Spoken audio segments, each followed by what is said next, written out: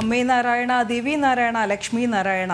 മനസ്സിൽ എല്ലാ ഭക്തരും ഒരു പക്ഷേ ഈ മന്ത്രം മാത്രം ഉരുവിട്ടുകൊണ്ട് സർവം സമർപ്പിച്ചുകൊണ്ട് അമ്മയ്ക്കായി മാത്രം ഇന്നത്തെ ദിനം മാറ്റിവെച്ചുകൊണ്ട് നഗരവീഥികൾ, അനന്തപുരിയുടെ നഗരവീഥികളിലൊക്കെ പൊങ്കാല സമർപ്പണത്തിനായുള്ള അവസാനവട്ട ഒരുക്കങ്ങളുടെ തിരക്കിലാണ് ഭക്ത ലക്ഷങ്ങൾ ഉള്ളത്. എന്തായാലും അനന്തപുരി യാഗശാലയാവാൻ ഇനി മണിക്കൂറുകൾ മാത്രം ബാക്കി. കൃത്യം 10:30 രാവിലെ പണ്ടാര അടുപ്പിൽ അഗ്നി പകരുക.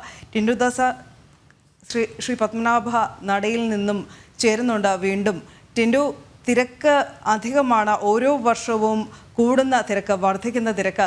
നമുക്കറിയാം, ഈ കോവിഡ് 2 വർഷം പൊങ്കാല നിവേദ്യം അമ്മയ്ക്കായി നഗരത്തിൽ നേരിട്ട് വന്ന് ഒത്തുകൂടി സമർപ്പിക്കുന്നതിൽ നിന്ന് നമ്മളെ അകറ്റിയിരുന്നു. പക്ഷേ ആ സമയത്തും നമ്മൾ മനോധൈര്യം വിടാതെ എല്ലാവരുടെയും വസതികളുടെ മുന്നിൽ, വീടുകളുടെ മുന്നിൽ പൊങ്കാല സമർപ്പിച്ച് ദേവിയോടുള്ള നമ്മുടെ ആത്മസമർപ്പണം അങ്ങനെ കഴിച്ചു.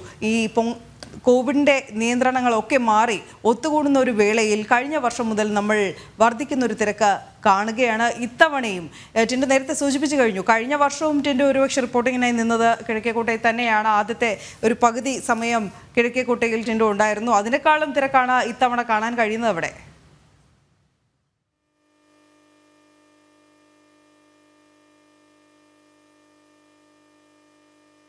ആറ്റുകാൽ പൊങ്കാല ഇതേ രീതിയിൽ നടത്താൻ സാധിച്ചിട്ടില്ല. കാരണം നമുക്കറിയാം, കൊറോണ എന്ന മഹാമാരി നമ്മുടെ നാടിനെയും നഗരത്തിലേക്ക് കാർന്നു തിന്നുന്ന ഒരു സമയമായിരുന്നു. ആ സമയത്ത് നമ്മളെല്ലാവരും, അല്ലെങ്കിൽ ഈ ഭക്തജനങ്ങൾ എല്ലാവരും വീട്ടിലിരിക്കുകയായിരുന്നു. ആ സമയത്ത് വീടുകളിരുന്നുകൊണ്ട് അമ്മയ്ക്ക്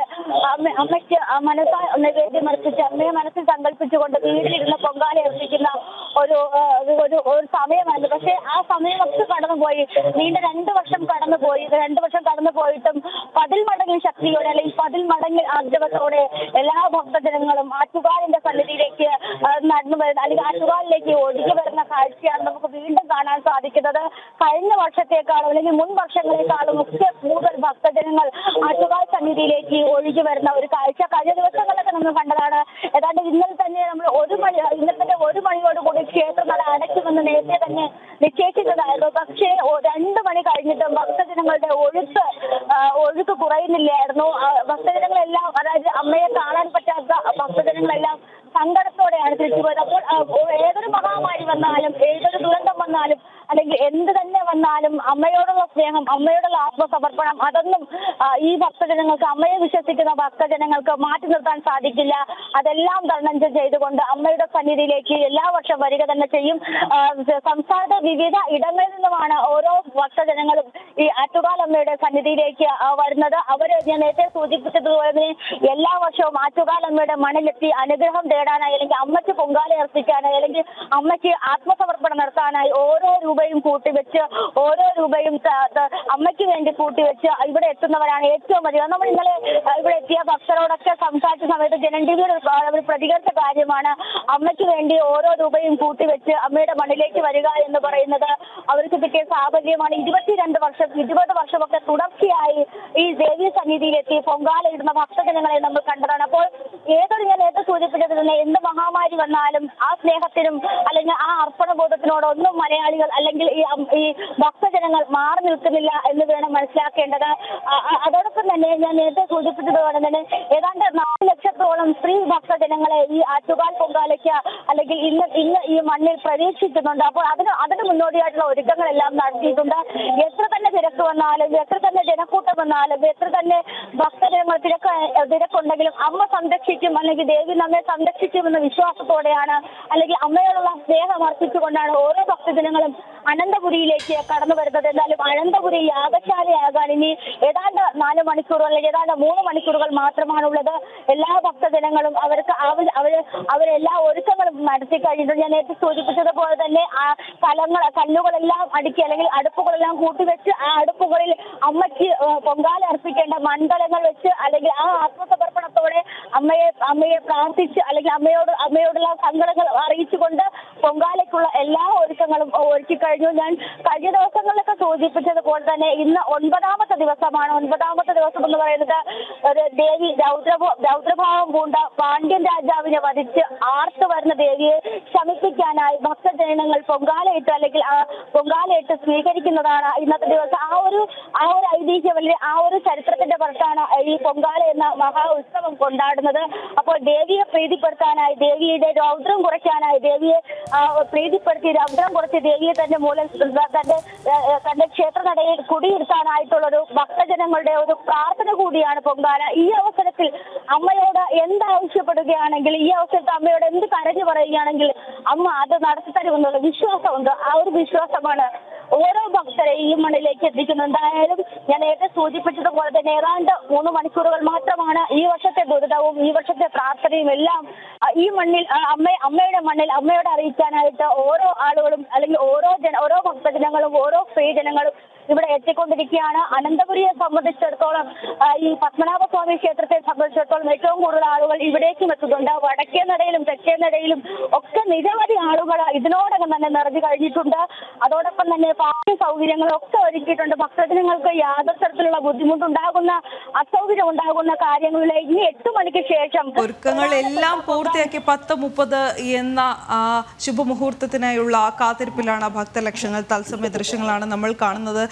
ഷാനി കൂടി നമ്മളോടൊപ്പം ചേരുന്നുണ്ട്. ഏതായാലും കുംഭമാസത്തിലെ കാർത്തിക നാളിൽ ആരംഭിച്ച 10 ദിവസങ്ങളിലായി നടക്കുന്ന ചടങ്ങുകളിൽ ഏറ്റവും പ്രധാനപ്പെട്ട ചടങ്ങാണ് ഇന്ന് ദേവിക്കായി, അമ്മയ്ക്കായി അർപ്പിക്കുന്ന പൊങ്കാല. പൗർണമിയും പൂരം നാളും ഒരുമിച്ച് വരുന്ന ശുഭദിനം, ശുഭമുഹൂർത്തം. രാവിലെ 10:30 പണ്ടാരടുപ്പിൽ അഗ്നി പകരുക. അപ്പോഴാണ് എന്തായാലും ആറ്റുകാൽ ക്ഷേത്ര പരിസരത്ത് നിന്നാണ് ശാലിനി നമ്മളോടൊപ്പം ചേരുന്നത്. ശാലിനി, ഭക്തജന നിബിഡമാണ്. നമ്മൾ കഴിഞ്ഞ ദിവസങ്ങളിലും കണ്ടു. എല്ലാ തവണത്തെയും പോലെയല്ല, ഇത്തവണ വർദ്ധിക്കുന്ന ഒരു ജനപ്രവാഹം തന്നെ നമ്മൾ കാണുന്നുണ്ട്. അത് തന്നെയാണ് ഏറ്റവും എടുത്തു പറയേണ്ട ഒരു കാര്യം. കുംഭച്ചൂടനെ വകവെക്കാതെ കുംഭത്തിലെ അമ്മയുടെ പ്രിയപ്പെട്ട നാട്ടിൽ അമ്മയ്ക്കായി പൊങ്കാല അർപ്പിക്കാനായി ഭക്തലക്ഷങ്ങളാണ് ഇപ്പോൾ ഒഴുകിയെത്തിക്കൊണ്ടിരിക്കുകയാണ്. നമ്മൾ സമയത്തുണ്ടായതിനേക്കാൾ വിപുലമായ തിരക്ക് അല്ലെങ്കിൽ വലിയ രീതിയിലുള്ള ക്ഷേത്ര മുറ്റത്ത് ഇപ്പോൾ അനുഭവപ്പെടുന്നുണ്ട്. രാവിലെ 6 മണിക്ക് കൂടിയായിരുന്നു ദീപാരാധന ചടങ്ങുകൾ. അതിനുശേഷം ഇപ്പോൾ ക്ഷേത്ര ദർശനം ആരംഭിച്ചിരിക്കുകയാണ്. ഇടവിട്ടുള്ള ക്ഷേത്ര ദർശനമാണ് ആറ്റുകാലിൽ ഇപ്പോൾ നടന്നു മുമ്പ് പൊങ്കാല അർപ്പിക്കുന്നതിന് മുമ്പ് ദേവിയെ കണ്ട് ദേവിയുടെ അനുഗ്രഹം വാങ്ങി ദേവിയെ തൊഴുത്ത് വണങ്ങിയ ശേഷം അവരുടെ ഇഷ്ടയിടങ്ങളിൽ അവരുടെ ഇരിപ്പിടങ്ങളിൽ പൊങ്കാല അർപ്പിക്കാം എന്നുള്ളൊരു വിശ്വാസത്തോടു കൂടിയാണ് ഇപ്പോൾ ഒഴുകി എത്തിക്കൊണ്ടിരിക്കുന്നത്. പക്ഷേ കണ്ടിട്ടില്ലാത്ത രീതിയിലുള്ള അഭൂതപൂർവമായ തിരക്ക് ഈ ഒരു മണിക്കൂർ ഏറെ പുലർച്ചെയാണ്. പുലർച്ചെ സമയത്ത് ക്ഷേത്രത്തിൽ അനുഭവപ്പെടുന്നുണ്ട്. എടുത്തു പറഞ്ഞൊരു കാര്യം തന്നെയാണ്. കാരണം ലോകത്തിൽ വലിയ രീതിയിലൊരു സ്ത്രീ സംഗമം അല്ലെങ്കിൽ ഭക്തിയുടെ സംഗമം അല്ലെങ്കിൽ വനിതാ സംഗമം അത് ഉണ്ടാകാറില്ല. അതിന്റെ വേദിയായി അതിന്റെ ചരിത്രത്തിന്റെ ഭാഗമായ ആറ്റുകാൽ പൊങ്കാല, ആറ്റുകാൽ ക്ഷേത്രത്തിൽ അതിന് പുരോഗമിക്കുകയാണെങ്കിൽ നടപടികൾ അല്ലെങ്കിൽ അതിന്റെ ചടങ്ങുകൾ പുരോഗമിച്ചു ശുദ്ധപുണ്യാസം നടക്കാനുണ്ട്. അതാണ് ഒരുപക്ഷെ പൊങ്കാലയ്ക്ക് മുന്നോടിയായിട്ടുള്ള ഏറ്റവും പ്രധാനപ്പെട്ട ചടങ്ങ് എന്നുള്ളതാണ് ഏറ്റവും പ്രധാനപ്പെട്ട കാര്യം. എന്തായാലും ശുദ്ധപുണ്യാസത്തിന് ശേഷമാണ് ക്ഷേത്രത്തിൽ ഔദ്യോഗികമായി ഭണ്ഡാരത്തിലേക്ക് അഗ്നി വരാൻ പോകുന്നത്. പക്ഷേ 10:30 കൂടിയാണ് ക്ഷേത്രത്തിൽ ശ്രീകോവിലിൽ നിന്നും ക്ഷേത്ര നടയിലേക്കും ഒപ്പം തന്നെ പിന്നീട് ഈ ഭണ്ഡാരത്തിലേക്കും അഗ്നി എത്തുക എന്നുള്ളതാണ് നമ്മൾ മനസ്സിലാക്കുന്നത്. 10:30 പൊങ്കാലയ്ക്ക് തുടക്കമാകും. ഒപ്പം തന്നെ ക്ഷേത്രശ്രീ ചുഴിക്കാട്ട് പരമേശ്വരൻ വാസുദേവൻ ഭട്ടപ്പാട് ശ്രീകോവിലിൽ നിന്നും ദീപം പകർന്ന മേൽശാന്തി ദോശാല വിഷ്ണു വാസുദേവൻ നമ്പൂതിരിക്ക് കൈമാറും. തൊട്ട് പിന്നാലെ ഈ ക്ഷേത്ര